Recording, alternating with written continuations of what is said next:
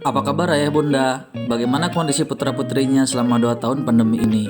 Mereka belajar online kan? Pasti tidak mudah bagi ayah bunda, juga untuk putra-putrinya.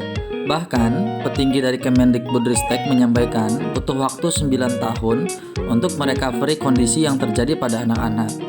Belajar daring memang tidak seefektif offline, banyak materi anak yang terlewat. Jauh sebelum pandemi, kondisi Indonesia secara akademis berdasar penelitian PISA selalu ada di papan bawah, peringkat 70-an dari 70-an negara. Secara sederhana, berdasarkan salah satu penelitian disimpulkan bahwa anak usia 15 tahun atau setara 3 SMP diduga belum dapat mengaplikasikan kemampuan dasar secara valid dari data yang sederhana. Dari temuan kami di lapangan, sederhananya, ada siswa SMA, ternyata kemampuan real akademisnya ada di level SMP, bahkan SD. Permasalahan ini semakin kompleks ketika masuk masa pandemi, karena perubahannya bukan hanya pada pola belajar, tapi juga pada pola hidup, sehingga perubahan pada level psikologis itu jelas terlihat. Jika kemampuan belajar siswa tidak segera diperbaiki, maka ini akan menjadi kendala bagi pembelajaran di kelas dan terus terbawa pada jenjang-jenjang berikutnya. Dan ini akan menjadi semakin kompleks.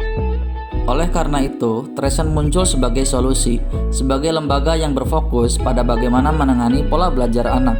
Yang pertama, kami membantu mendeteksi sebenarnya apa permasalahan belajar yang dimiliki anak melalui program diagnosa.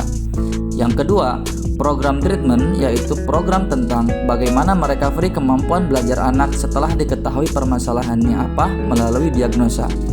Program ini relatif singkat, dengan durasi 1-3 bulan paling lama, dengan perpaduan kurikulum secara akademis dan psikologis dengan layanan secara individual. Inti dari program treatment adalah bagaimana mendeliver sebuah pengalaman belajar yang menyenangkan. Karena kalau anak sudah senang belajar, itu akan lebih mudah bagi anak untuk mempelajari berbagai bidang studi di sekolahnya. Ayo dilanjut. Oleh karena itu, Tresen dikenal sebagai rumah sakit akademis.